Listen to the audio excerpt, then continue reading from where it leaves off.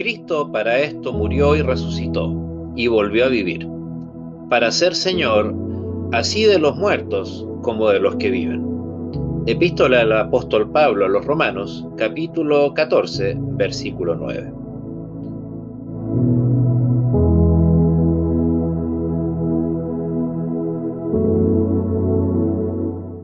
Los fieles creyentes de Cristo le pertenecen a Él siempre, tanto vivos como muertos.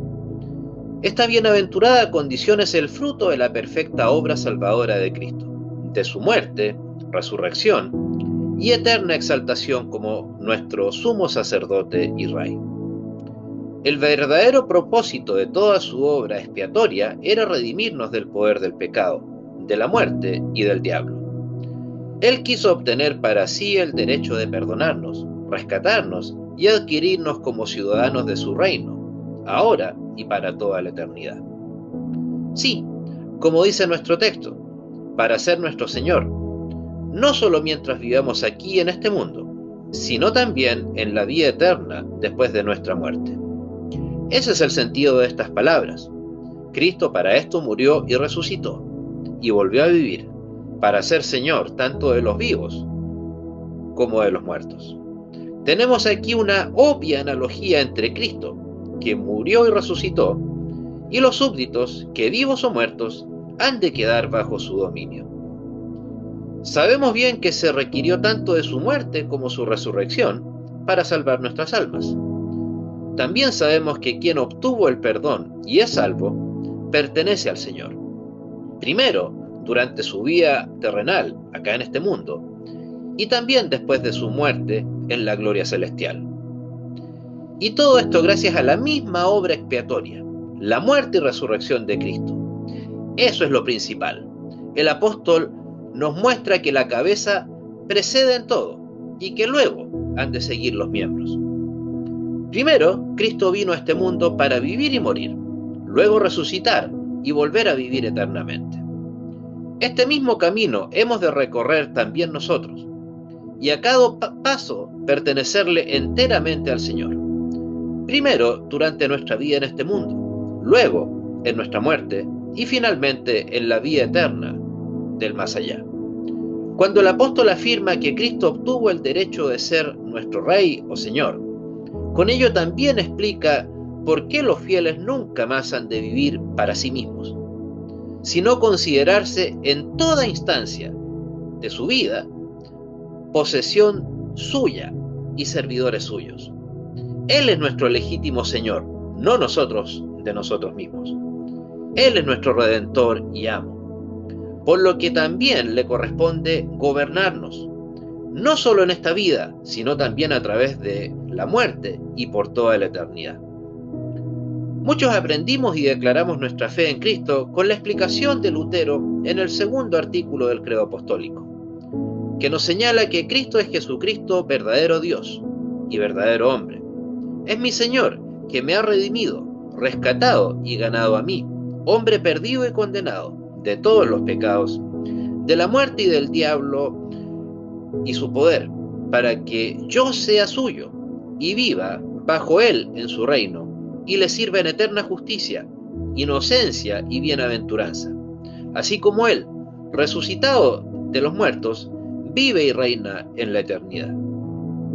Esto es exactamente el sentido de nuestro texto y el resumen de todo el Evangelio de Cristo. Él es fundamento de nuestra santa relación con Cristo. Por eso, el ferviente deseo, anhelo de todos los fieles es agradar en todo al Señor y procurar la gloria de su nombre, o sea, vivir para Él. En 2 Corintios capítulo 5, versículo 15, el apóstol también dice: Cristo por todos murió, para que los que viven ya no vivan para sí, sino para aquel que murió y resucitó por ellos. Desde que Cristo murió en lugar de todos, ninguna de las personas por las que murió puede seguir considerándose independiente y separado de Él.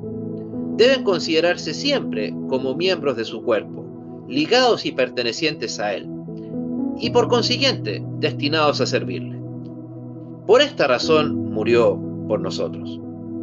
Quiera Dios abrir nuestros ojos y nuestro entendimiento en este vital asunto.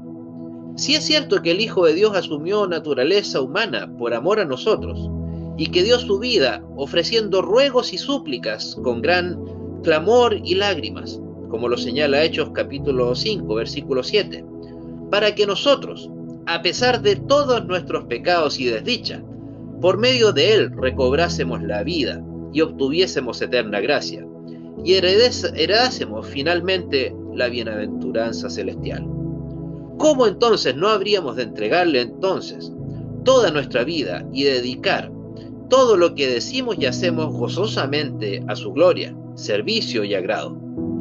Nadie, absolutamente nadie, tiene el derecho de disfrutar la vida presente si no vive para aquel que nos ha redimido de la muerte y la condenación eterna.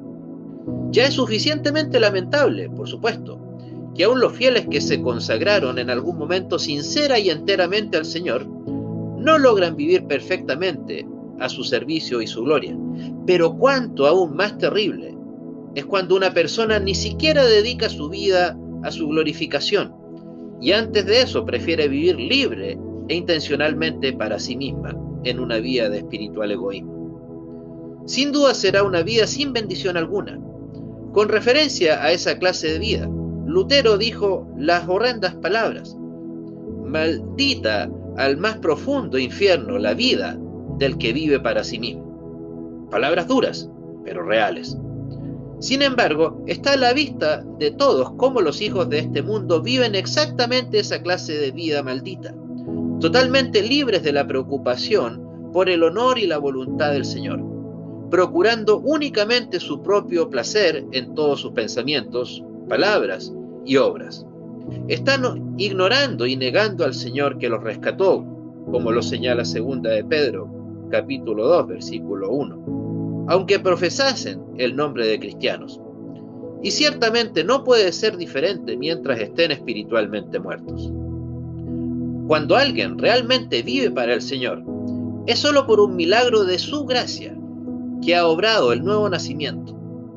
Quienes resisten a la gracia que los llama al arrepentimiento y a la conversión, tienen que quedar entonces bajo el dominio de su naturaleza pecaminosa y vivir solo para sí mismos, por su propia responsabilidad. Y quienes viven así, para su placer personal, también morirán en la misma condición.